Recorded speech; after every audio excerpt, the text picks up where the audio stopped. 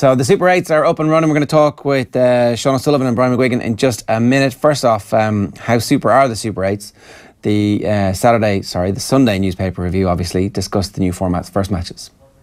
It was a rather underwhelming start to the era of the Super 8s, Kieran, wasn't it? I know you were in Cork yesterday. Well, that was even more underwhelming as well. Unfortunately, I mean, I can't think of a smaller crowd for, like, it was an All-Ireland quarter-final. Certainly since the All-Ireland quarter-final era has come in, it's the smallest crowd per game. I mean, you've had double bills, but they've had 20,000 plus.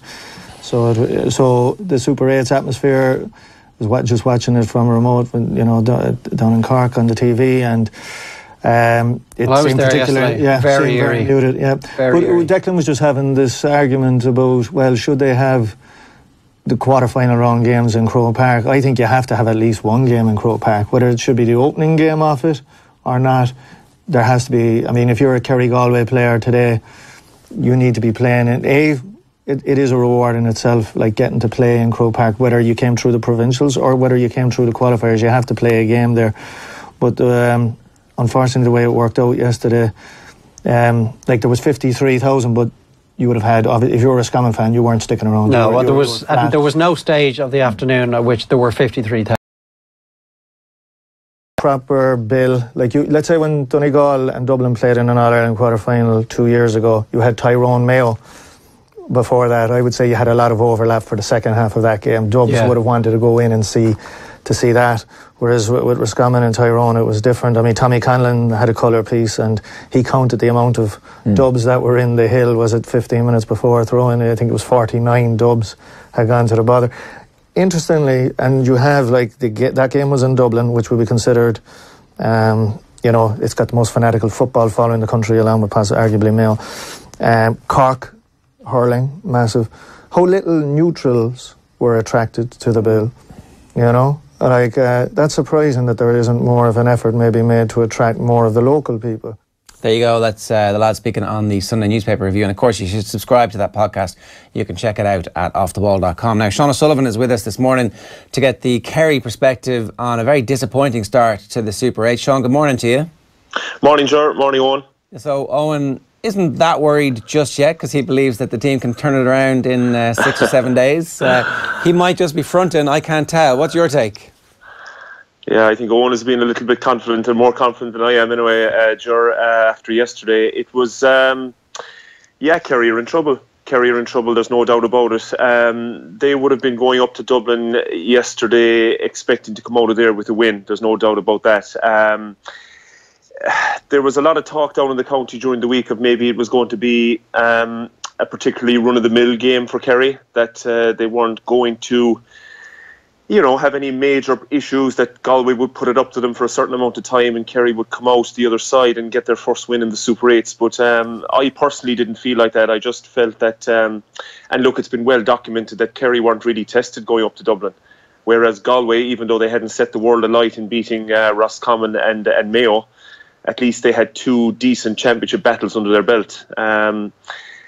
And you could tell early on, lads, that, I know from playing and I know from watching games, you could tell very early on that Kerry just weren't at it. Now, Galway weren't at it either. I think that's the most disappointing thing from a Kerry point of view. There's no doubt about it, as the game, went on, Galway got better and were the better team overall, deserved the win. But you could tell very early on that Kerry just hadn't got out of the blocks, they hadn't started, and a stale, uninventive start just transpired to stick with them for the whole game, and they've left themselves now a lot to do. Do you think Kerry are going backwards, Sean? Like Dick Clerkin was making that point in the newspaper this morning, that they're actually regressing at this point as a result of the evidence that we saw yesterday. No, I wouldn't agree with Dick. Backwards is a fairly strong statement, Owen. I don't think they're going backwards. I think that Eamon and his management team are in that a difficult position where he's trying to look down and look into the future and get these young players that we keep talking about into his championship team. You can't throw them all in together. It's just not feasible. It can't happen. So bit by bit, he's putting them in there, and that's going to take time. I suppose we were delighted to see them put up such big wins over Clare and Cork, but let's be honest about it, Kerry are, regardless of who they have on their first 15 at the moment, are so far ahead of those teams. It's a conversation for a different day.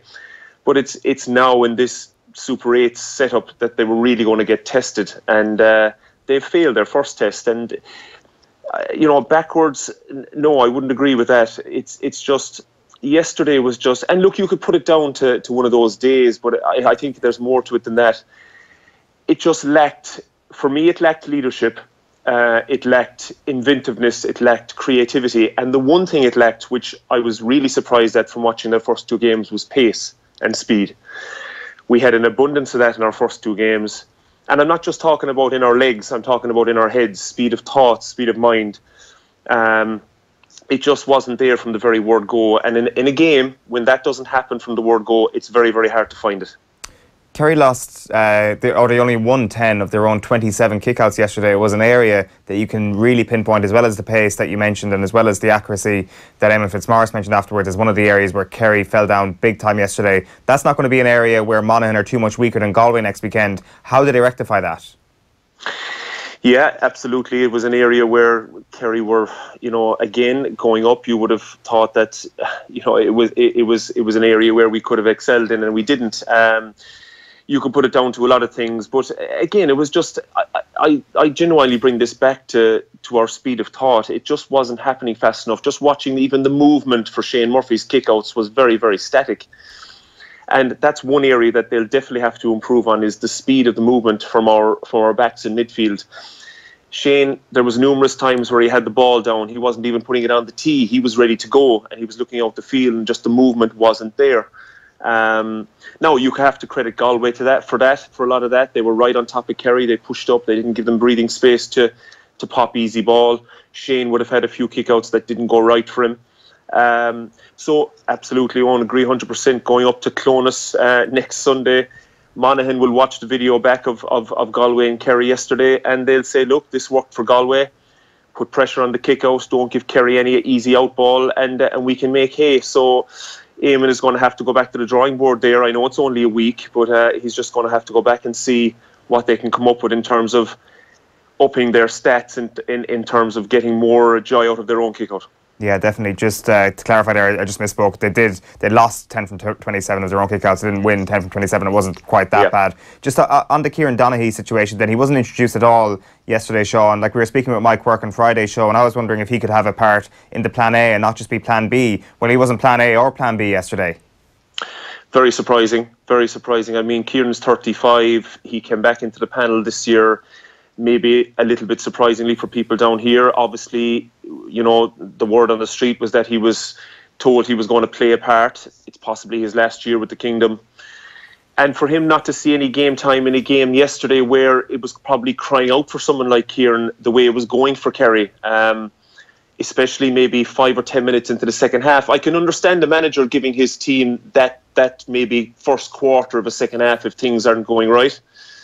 But to leave Kieran sitting there when it was, looked like we were struggling. Galway were obviously not giving us any room around the middle of the field, so the other option would have been an out ball into Kieran. A wet day, I remember in the first half, Galway went for a shot, it dropped short, Damien Comer caught it and ended up kicking a point out of it. So it was things like that yesterday on that could have turned out well for Kerry if Kieran had been thrown in. Would we have won the game if we went in? I still don't think so. I just think we just weren't at it across all quarters yesterday. So, he was an option as it wasn't working for our inside line. Like, bar David Clifford, Paul Ganey and James O'Donoghue just never got going yesterday. And even in terms of getting the lads into the game, one particular moment really stands out for me. It was just before half-time. Paul Ganey won the ball around the halfway line. He played a nice ball down the sideline to David Clifford, who won it well. He slipped it back to Ganey, and the next man off Ganey's shoulder, who was only a few yards away, was James O'Donoghue.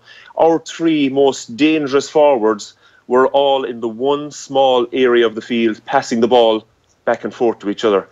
That summed up to me Kerry's performance. Those guys need to be in front of the goal where they're dangerous, and it just didn't happen for them yesterday. It didn't happen for Kerry. And the thing about it is that the few balls that we did get to them one-on-one, David Clifford obviously played well, kicked his scores. Paul Ganey, when he was on the ball, looked dangerous, but it didn't happen enough for us. Sean, are we talking here about a systems failure? Are we talking about a few key individuals having an off day and therefore that having a more serious impact? Because we had been led to believe that Kerry had found a new style of play, a more attacking style of play that fitted with their traditions and with their skill sets, and that this was a significant leap forward in the evolution of this group of players. So what does yesterday's result/performance mean for where that evolution is at the moment? It's obviously probably not where we thought it was, Ger. I agree with you 100%. We certainly have found some excellent players in terms of an attacking setup. Shawnee Shea, David Clifford, to name but a few.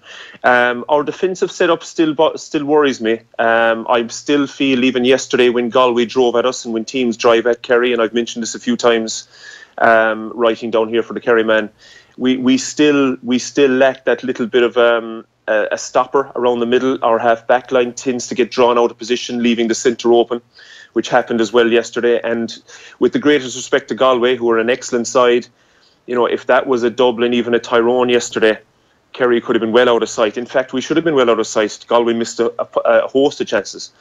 So, yeah, it's disappointing that, we're probably not where we're at. Your original question about a systems failure, I think it was a mix of both. It was Galway, again, hats off to Kevin Walsh. He won the sideline battle yesterday. There's no doubt about it. He looked at Kerry's system and he got it spot on. I was at the corresponding league game in Tralee back in February, and I think walking out the gate that day, even though Kerry supporters were trying to dress it up, that we only lost by a goal and that Galway had a full team and we didn't. I think that day leaving Tralee, Kevin Walsh had earmarked Kerry as a potential opponent come the Super 8s. And I think he learned a lot from that day as how to beat us.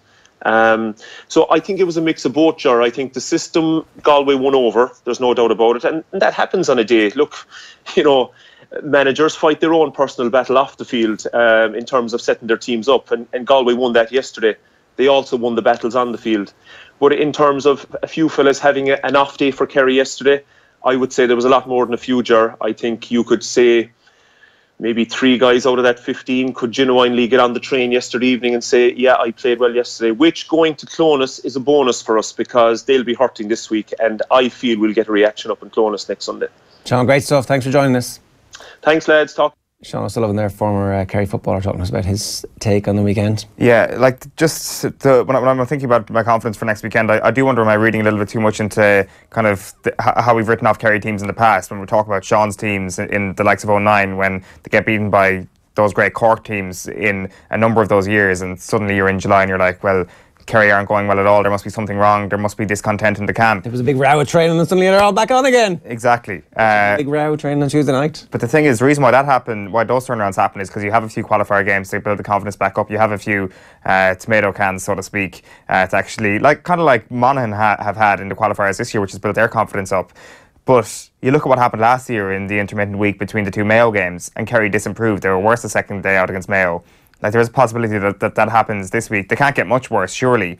But from what we've seen in this regime, there's nothing to suggest that the 1 week turnaround is going to be good enough. But in the space of 40 minutes, you've talked yourself from, woo, we're going to beat Monaghan, into, Jesus, what if this is terminal?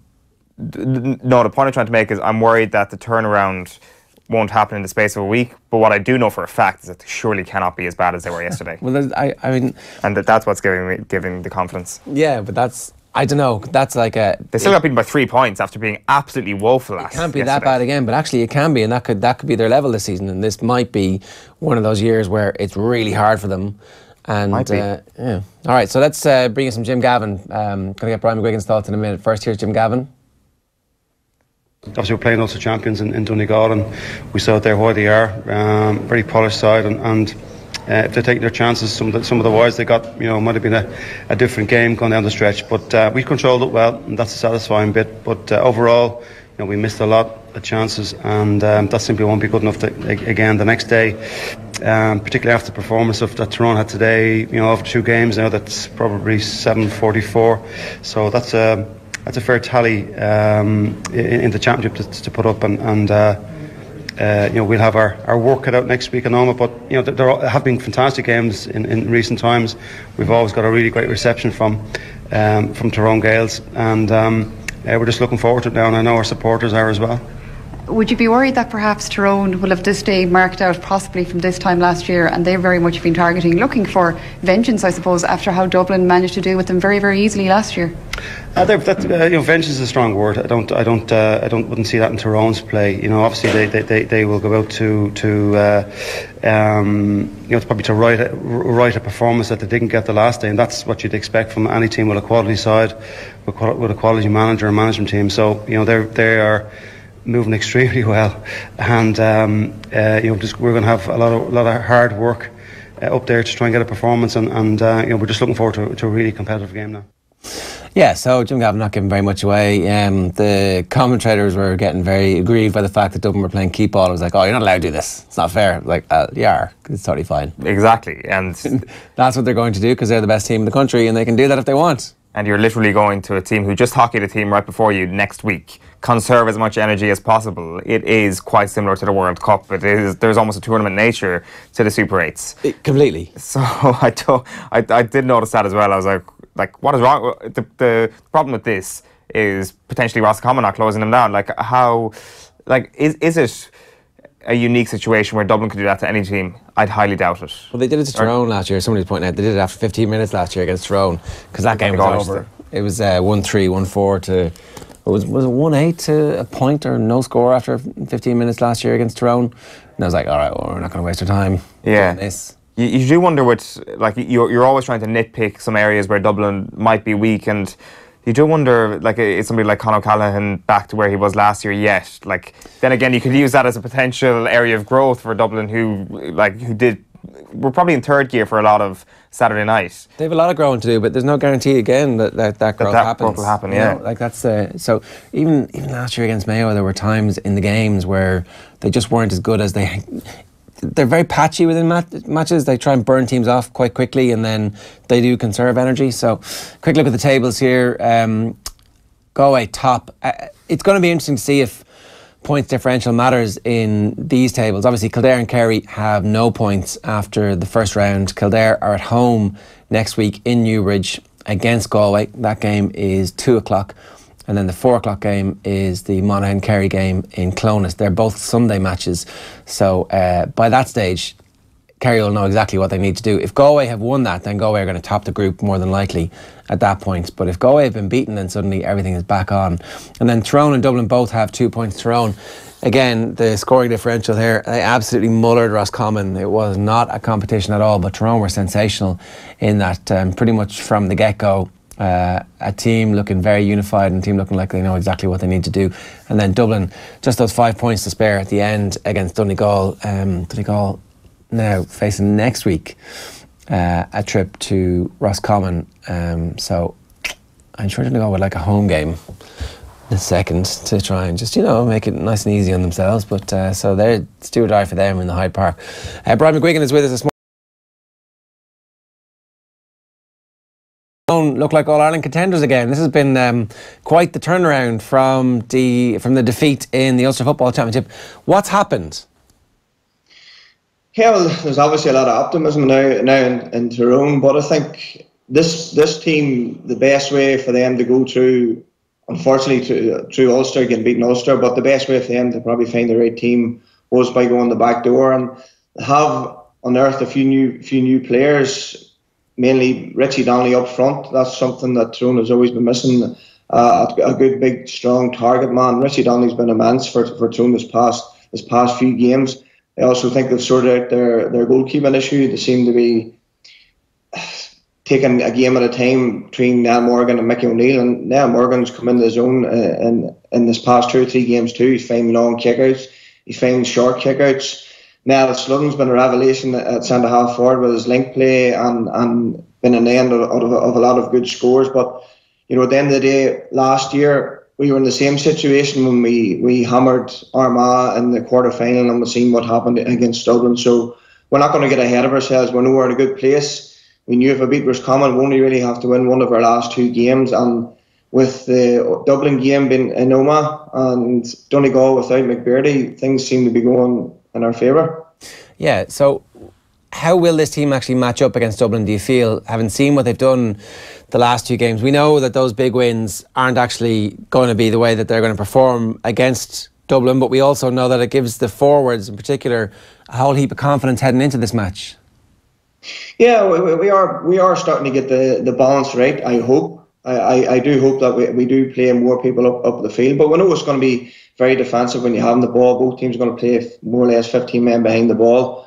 But last year we've seen how Dublin were able to hurt us whenever they had the ball. We hope that Tyrone are better at that, especially with Richard Donaghy up front, and we even have a good bench to call on now with Mark Bradley and Lee Brennan hopefully coming back into the fray. So look, it's going to be a great occasion on Saturday night. We just hope that we've lessened the gap between Tyrone and Dublin from last year. It's a big test for this team, but look, we're going the right road. There wasn't 3 or 4 weeks ago everybody was more or less slating Mickey Hart, and you only have to look at, I was down on Saturday and to see the Tyrone support that was down in Croke Park.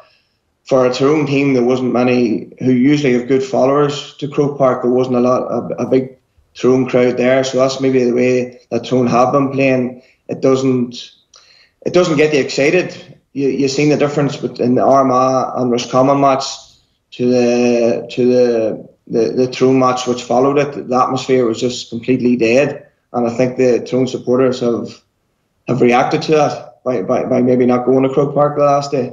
But hopefully last week we'll excite them a wee bit and take them out in Omagh. I'm sure there'll be a full house there. Yeah, I'm just looking here at the dimensions. So it's a 25,500 capacity, it says on Wikipedia. So this could all be wrong. But they say the field size is 142 by 86 metres, and Croker is 3 metres longer and 2 metres wide. So the pitch sizes aren't really that different, are they? No, they're not. And you seen when Tyrone got to Croke Park, their running game, their counter-attack style suits Croke Park. So, you know, historically we don't play well in Omagh either. But every time Dublin's come up, we seem to put it up to them. So, but luckily, moving away from Tyrone, you'd have to look at the Roscommon performance and where do they go from here. And this was what was going to happen if a team loses. What happens to lose the next game and then they have a two week gap where they can't qualify for the All-Ireland semi-final? It's more or less a dead rubber game in the last game. Yeah, and Dublin at that point might be, if results go a certain way, in need of a particularly big win. And they'll have that game at Croke Park against the Roscommon team who are already out. So, you know, it hasn't quite been worked out properly just yet. You can see that there are huge difficulties with the scheduling of it, with the atmosphere in the ground in the first one. Maybe if those games had been in provincial grounds, it would have been much better. But the quality of the football that Tyrone have played and their ability to rescue the season is obviously something that Mickey Hart knows a lot about from his time with you guys. Is there any parallels between that team and this team, or is this team still just short 3 or 4 of the players that they would need to be genuine All-Ireland contenders? I don't know if you could compare that team to us, because maybe the way we play and the difference in the forward lines at that time. But Tyrone, you've seen Kerry yesterday, and you know, I think the main thing in today's game is getting your defensive structure right. Tyrone have been working this past 2 or 3 years and getting that right, and they are coming good at it. But if you have good quality forwards, those forwards will look after themselves. If you get the defensive structure right, well then the forwards will cause damage at the other side. Kerry, I don't think are at that level defensively, but forward-wise they have a good division up front, but they haven't got that right at the back. Tyrone have. They're going to be a hard obstacle for anybody that they're playing, but as I say, you would have took this 3 or 4 weeks ago, because you know the team wasn't going well. There was a lot of unrest. And you only have to look at the likes of Ronan O'Neill, who come off against Monaghan, and you seen him shaking his head, been angry at Mickey Hart. Now he knows that he's going to be coming on. He seems to have bought in this, and he's making the difference whenever he comes on. So the whole camaraderie in the team, the spirit in the team has changed, and that comes with winning. Yeah, for sure. What did you make of the Dopes performance against Donegal? Obviously, as somebody who kind of is looking at that match thinking, okay, we've got these guys up next. Yeah, well, it probably was just a good professional job from Dublin. They went out, they done their job. They seemed to be happy enough to get a 5 or 6 point victory. They didn't. I think the main thing they didn't want was to get any injuries. They didn't give away any of their game plan. You never seen. It wasn't a typical Dublin performance. And also, you seen that they have a strong panel. And when the teams come out, and young Merchant, I think, was starting. You'd never hear tell of this fella, but you'd have to ask, if it was an All-Ireland semi-final, would Jim Gavin have risked them? I think it was the fact it was the Super 8s and it wasn't a knockout situation. He was able to throw boys when they got. But again, when their main players weren't playing, different fellas stepped up. Brian Howard, I thought he was immense on Saturday. So it shows that their plans get even stronger. Even Cormac Costello come on and made an impact. So it looks as if Dublin's still going to be the team to beat, but we will see how we get on Saturday night to see how close we got to them. Do you think Donegal, like you mentioned there, Dublin would have been happy enough with the margin of victory, a slender enough win without getting out of third gear? Do you think Donegal were happy enough with that sort of defeat as well, not to lose the game, but once it became clear that they were going to lose the game, to try and hold it at the 5 or 6 points? Because obviously they saw what happened to Tyrone last year. It's so quick for Dublin to turn it on and turn a healthy win into an absolute destruction of a team. And given this structure, a destruction could mean the end of your season in terms of confidence when you've got to turn it around in 7 days. Yeah, well, look, I don't think Donegal went up to get a slender defeat, but just the way the game panned out, it seemed to be that they were just playing for pride, more or less, in the last 20 minutes. I do think Maberry's been a massive loss for them, and they're going to have to maybe change their game, because they do have to have Michael Murphy, I think, playing up front. And I know you can't play Michael Murphy up front all the time because you need him out the field, but we're going to have to see him in 10-15 minute spurts up front to change the dynamic of their play, because Jamie Brannan's been great so far this year for Donegal, but I don't think he's a player that can do it up there on his own. He does need another fella up there. So look, I think the Super 8s have been hard on the provincial winners. I think the fact that they play each other in the first round, you see the knee-jerk reactions. Even if I was listening to Sean O'Sullivan there, and we're talking about Kerry, and 2 or 3 weeks ago we were calling them All-Ireland contenders. Now they're in trouble. But I think a week's a long time in football, and especially a week's a long time in Super 8s. If those teams win next week, then they're back in the hunt.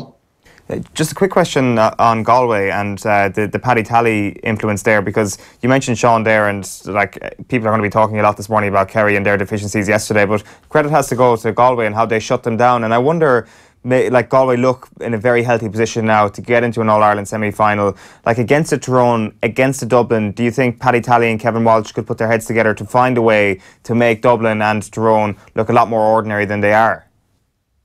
Yeah, well, I do believe that out of the provincial winners, if Tyrone was playing any of those teams, they would rather play Kerry than maybe play Galway, because they play a similar sort of style, and Paddy knows the style that Tyrone play. He's brought it into Galway, but I think it's been disrespectful to maybe Kevin Walsh to plant it all on Paddy Tally's lap. I do believe that Kevin Walsh still calling the shots, and Paddy's tweaking it a wee bit, but yesterday, I do think that with the weather conditions, it might only be a small thing, but this past 5 or 6 weeks, teams have really been training and playing in the blistering heat, dry ball. Yesterday was a big difference, and I think that suited the Galway style of play. You just seen Kerry were so sloppy in their play, and wee things were just missing. That was down to the conditions. Was Galway, it just suited the way they play, getting their hand in, getting their body on the line. And then they, up front, had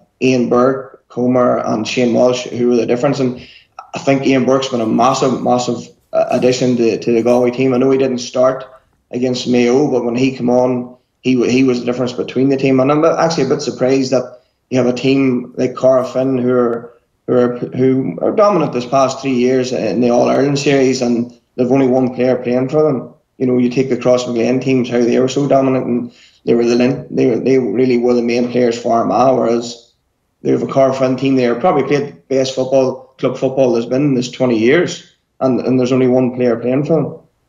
Yeah, it's mad, isn't it? All right, good stuff, Brian. Thanks a million, and enjoy the build-up this week. It's going to be something special. Yeah, no bother, it's okay. Brian McGuigan there giving us some thoughts from Tyrone ahead of that game in Omagh next weekend. Of course, OTB AM is live with Screwfix.ie, championing the trade with a choice of over 20,000 quality trade products.